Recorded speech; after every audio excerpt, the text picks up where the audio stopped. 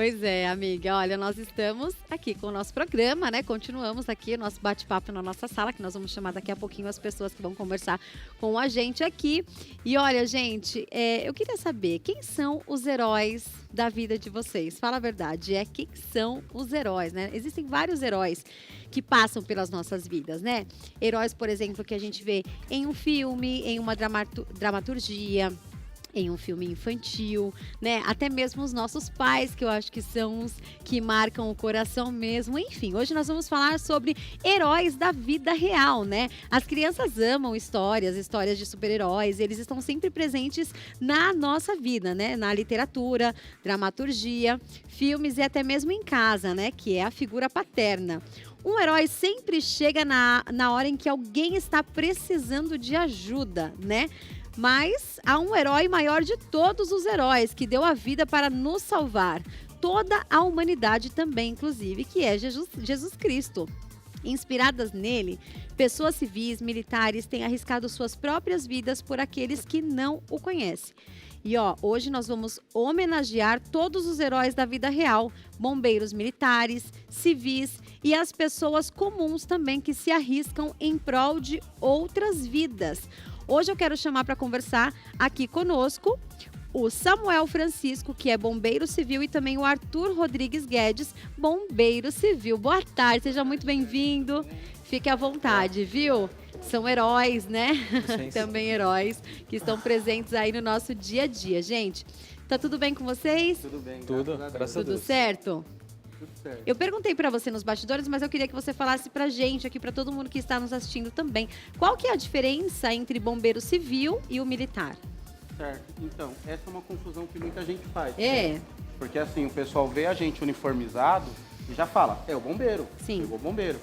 Só que muita gente não entende que existe o bombeiro civil e o bombeiro militar. Certo. O bombeiro militar, ele é aquele cara que ele trabalha pro governo. Como Certo. o próprio nome já diz, ele é militar, ele trabalha pro Estado. Então, aqui em São Paulo, para você passar a bombeiro militar, você precisa primeiro entrar na polícia militar. Você presta concurso para a polícia, tem o seu tempo de estadia na corporação e depois você presta para bombeiro militar. Já no caso do bombeiro civil, como nós somos civis com treinamento. Então, nós fazemos o curso de bombeiro civil, segundo reza a portaria 008-600 de 2014, aqui em São Paulo. E com esse curso, nós podemos atuar como bombeiro civil em São Paulo. Bom que a gente já conseguiu aí, né, saber a diferença entre o bombeiro militar e o bombeiro civil, que a gente sabe que não podem, assim, de maneira alguma deixar de ser exaltadas, né? São pessoas que dão a vida ali por outras pessoas. Muitas vezes se arriscando de verdade mesmo, entrando em um local que está tendo um incêndio, pegando fogo, enfim, ele não sabe nem o que ele vai encontrar ali, ele está realmente colocando a sua vida ali em risco para salvar muitas vezes uma pessoa que ele não conhece. Eu acho que isso faz parte da profissão e, inclusive, eu já queria te perguntar quais são as maiores responsabilidades de um bombeiro, né, na sua profissão, no seu dia a dia, enfim. Certo. Então, o bombeiro civil em si, a gente vai trabalhar muito com a prevenção, certo?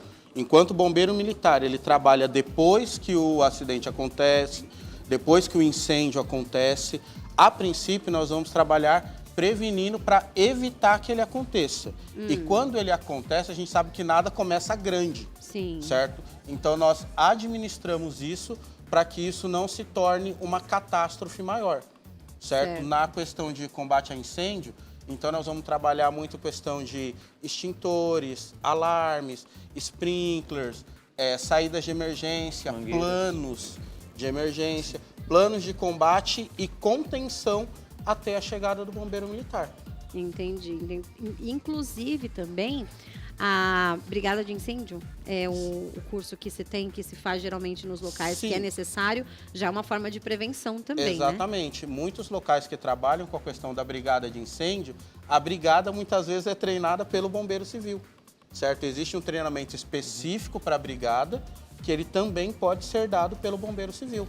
Então, muitas vezes, por exemplo, brigada de incêndio, a CIPA também é muito auxiliada pelo bombeiro civil, certo? Porque a gente vai trabalhar muito na prevenção. certo? Como o próprio ditado diz, é melhor prevenir do que remediar.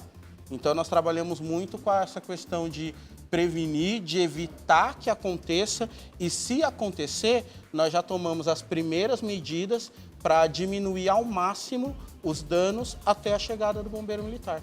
E nós não estamos nem falando somente de incêndios, né? Eu percebo que, assim, em CIPA, por exemplo, você ensina, eu vejo bastante os funcionários de chão de fábrica ali aprendendo como que tem que usar corretamente os EPIs, né? O que isso vai prevenir, por exemplo, você que trabalha com barulho na sua empresa, o que vai te causar, por exemplo, se você não usar o protetor auricular e entre outras coisas, né? Luva, Sim. enfim. Então é nessa prevenção que vocês atuam também, de uma forma geral, não é só como prevenir um incêndio, aliás. Sim, exatamente. Né? Porque assim, nessa questão de primeiros socorros, a gente já entendeu o quê? Que às vezes uma medida pequena que você toma, uma coisa simples que alguém faz, ela já pode evitar um problema muito maior, já pode salvar uma vida, certo? Dependendo do acidente que a pessoa ocorre ou do que a pessoa passa, em 2, 3 minutos ela já vem a óbito. Se nada for feito, ela pode vir a óbito. Então, uma pequena atitude, uma primeira ação do bombeiro civil pode manter essa pessoa viva até a chegada, seja do SAMU ou do bombeiro militar. Entendi. Arthur, né? Isso. Arthur, como que é o processo de treinamento e qualificação para se tornar um bombeiro civil? Então, a gente... o civil, primeiramente, ele vai até a escola, que dá esse curso, faz o cadastro, assim ele faz o treinamento lá na escola, né? Quer acrescentar? Então, hoje, aqui em São Paulo, nós trabalhamos debaixo da lei estadual, certo? Da portaria, perdão, 008-600 de 2014. Essa portaria, ela me diz o quê? Que a pessoa precisa de pelo menos 210 horas de treinamento para atuar como bombeiro civil. E aí, essa portaria ela também vai me dizer tudo que eu preciso para o treinamento, tanto da parte de combate a princípio de incêndio, quanto também na parte de primeiros socorros. Entendi. Então, equipamentos, mangueiras, extintores, sprinklers, o que eu preciso estudar em primeiros socorros, fratura, hemorragia, então está tudo discriminado na portaria. E esse curso ele tem uma variação aí aproximada de 3 a 4 meses, certo? Dependendo do local. Aí muita gente às vezes pergunta pra gente, mas poxa, 3 meses é o suficiente para eu formar um profissional?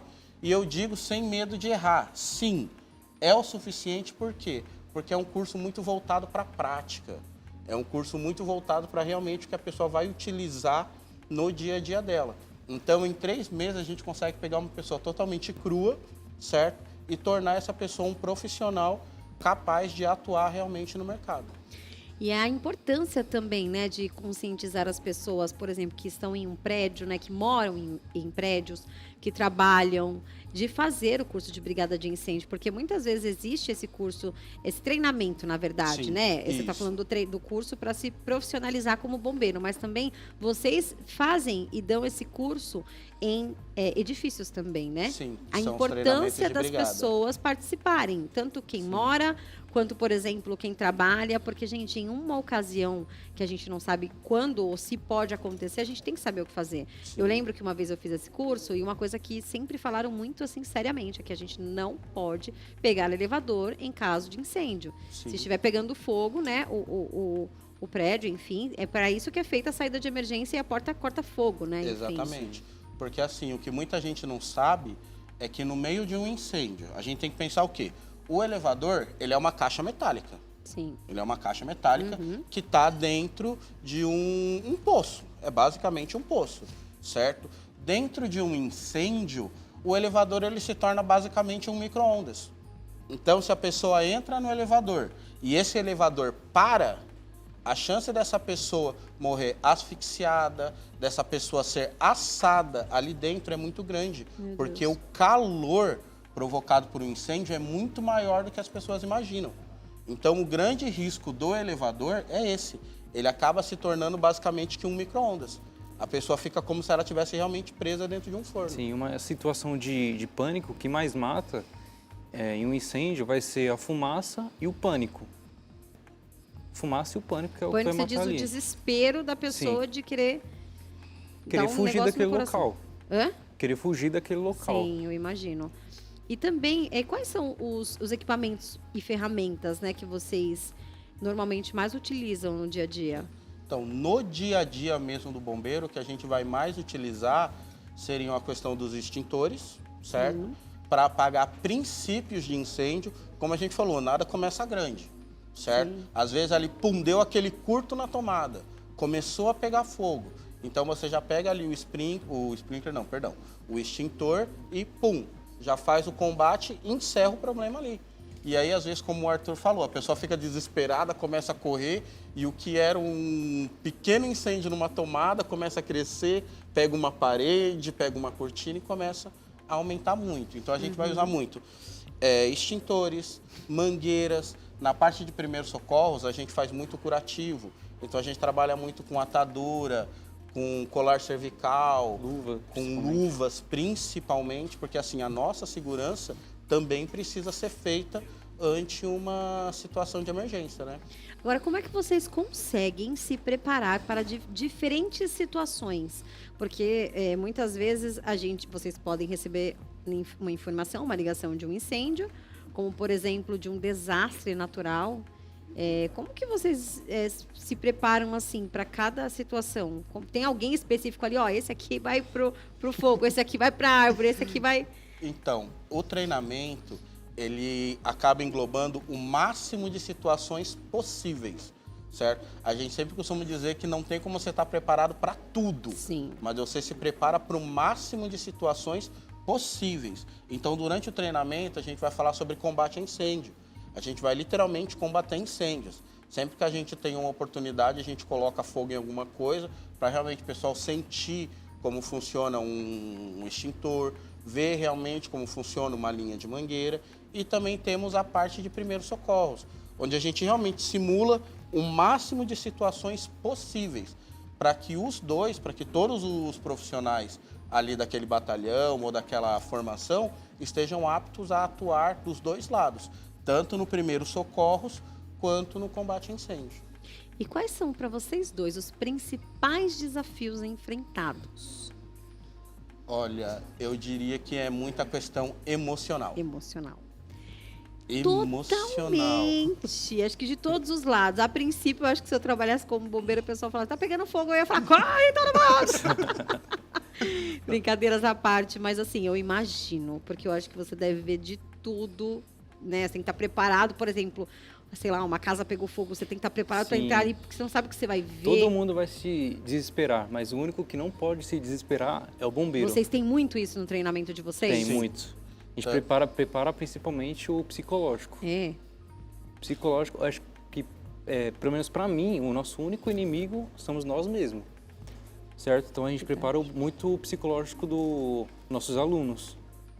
Entendi. E quando vocês estão indo para uma ação, vocês conseguem ir preparando um pouquinho o psicológico de vocês ali? Com certeza. Por exemplo, vocês já sabem mais ou menos o que está acontecendo.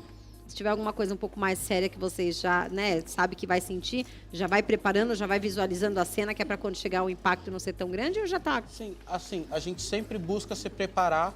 Por isso que é importante, quando alguém chama o bombeiro, dar o máximo de informação possível.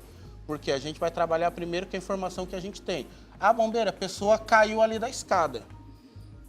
Tá, mas qual o tamanho dessa escada? Foi um homem, foi uma mulher, foi um adulto, é uma criança, é um idoso, certo? Então você já vai preparar, tipo, eu vou encontrar alguém caído na escada, mas quais as condições desse alguém?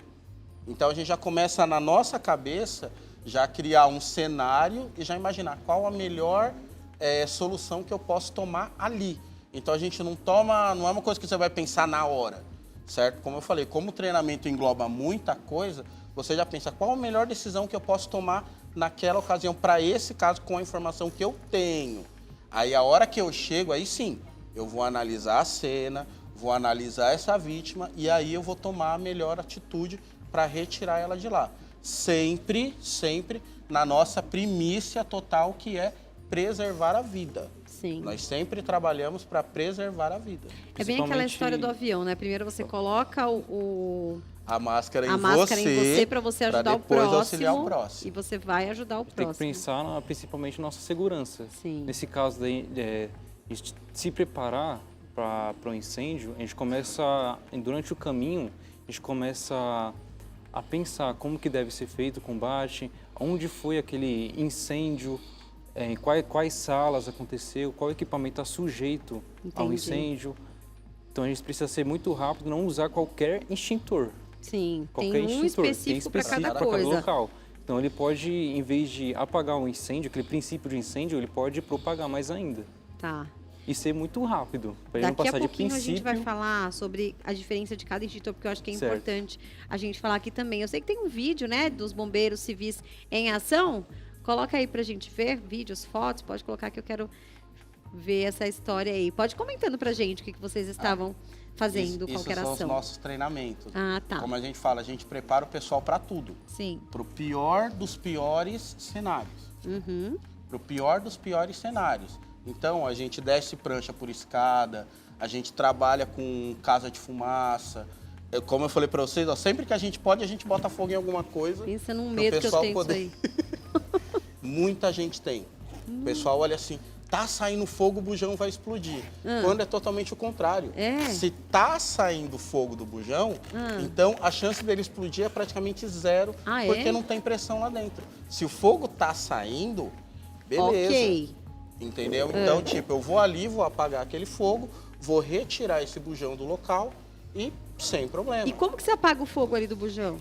Naquele caso ali, eu posso usar literalmente as minhas mãos.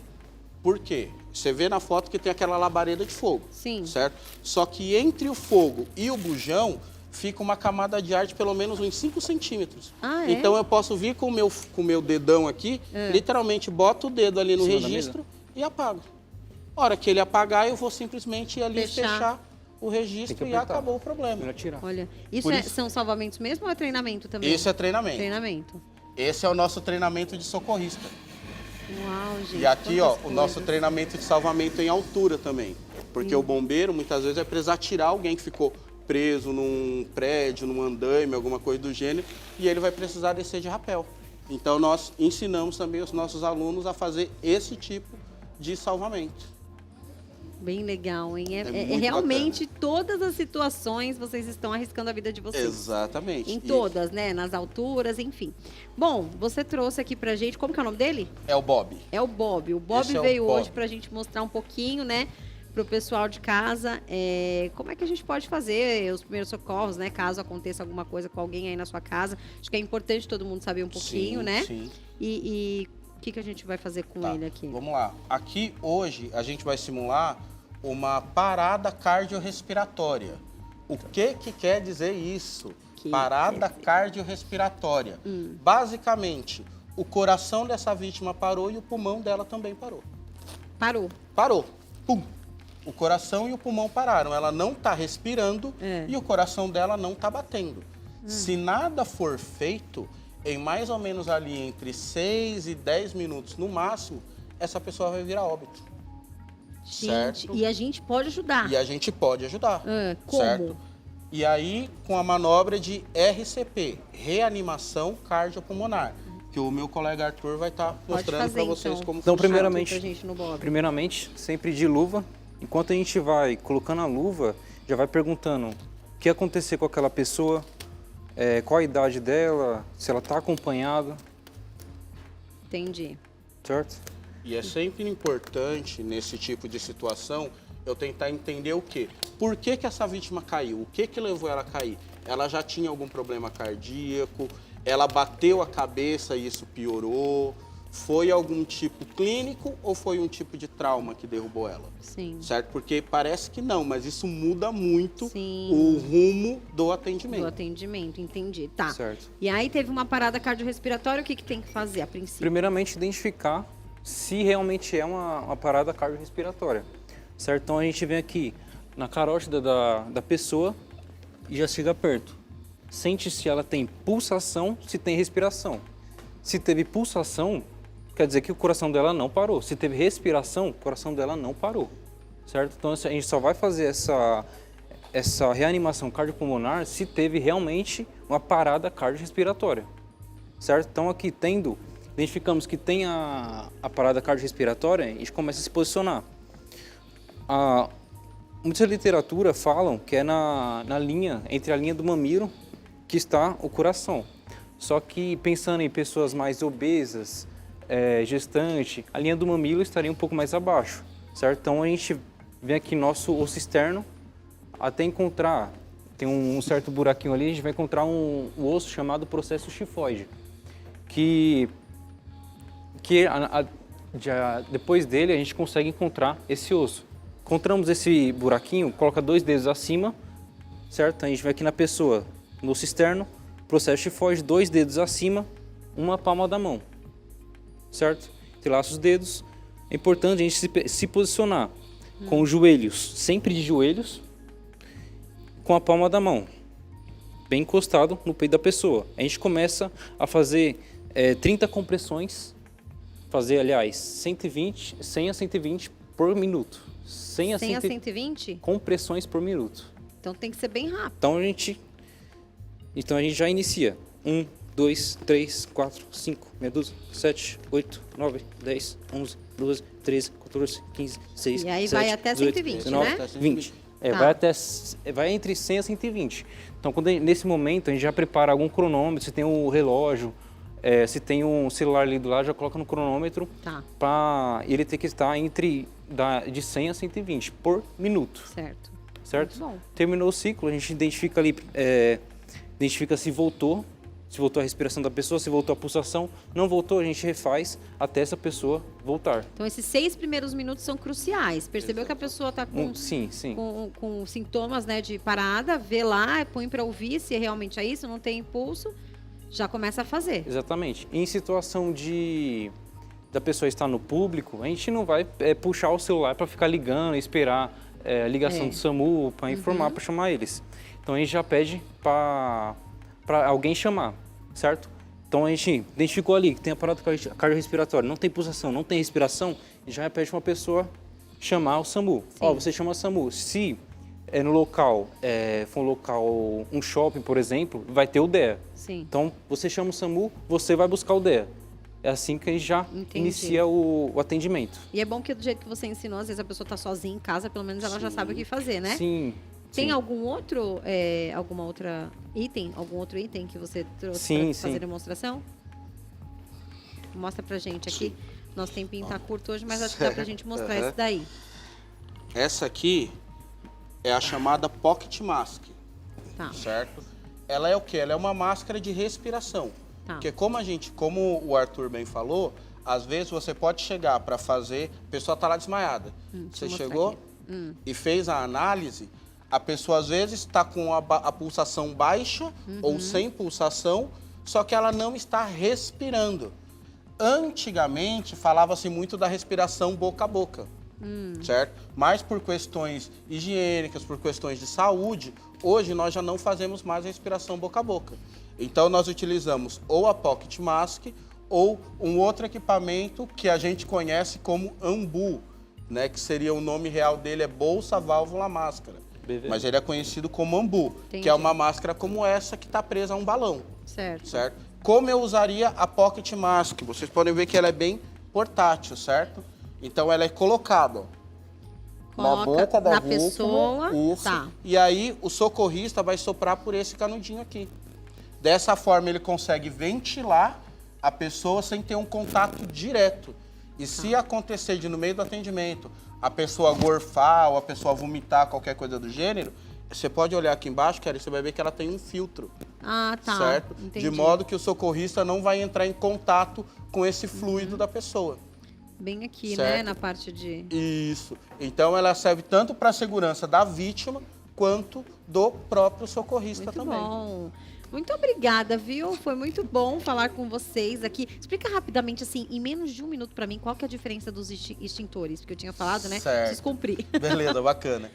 Uma coisa muito importante para lembrar, cada tipo de incêndio, eu tenho um tipo de combustível diferente, alguma coisa que está queimando, certo? Eu vou pensar o quê? Se é sólido, plástico, madeira, papel, água. Água.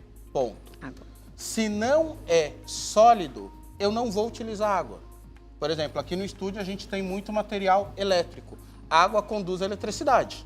Se eu uso um extintor de água para apagar um incêndio elétrico, além de levar um choque, eu vou aumentar esse curto e aumentar a intensidade desse incêndio. Certo. Então, num caso de materiais elétricos, pó químico seco ou CO2. Perfeito. Certo? E temos também os combustíveis líquidos, gasolina, álcool, querosene, qualquer coisa do gênero. Muito bom. Se eu jogo água nessas coisas, eu espalho fogo.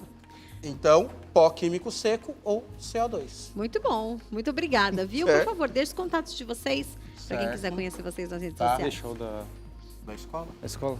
Pode passar, viu? Então, tá. Para quem quiser conhecer a nossa escola, então nós somos nosso Instagram é Escola de Bombeiros Nacional, Escola de Bombeiro Nacional, certo? No Instagram. E o nosso telefone é o 011 98734 6921. Esse é o nosso WhatsApp e nós estamos sempre dispostos ali a estar atendendo vocês. Perfeito. Depois voltem, tá bom? Mais vezes pra gente conversar mais, tirar mais dúvidas e abrir para as mensagens, beleza? Tá ok, Kelly. Obrigado. Muito... Nós- Ah, só um minutinho, gente. Pra eu não esquecer que se eu sair daqui sem mandar esse abraço, Então ele manda me esse mata, abraço. tá? Eu queria mandar um abraço aí pro J. Júnior, que faz parte aí da equipe de vocês, que foi quem Inclusive, fez esse é meu convite pra aluno. Ai, nós. que legal. Manda esse Certo. beijo então, porque a gente Sim. precisa de um Júnior, bombeiro vivo. muito obrigado, tá? Não esquecemos de você. Fica aqui o nosso abraço e o nosso muito obrigado pela oportunidade. Perfeito. Obrigada, gente. De nada. Nós vamos para um rápido intervalo e a gente já volta. Tô de olho em você, não sai daí não, hein? Obrigada, viu?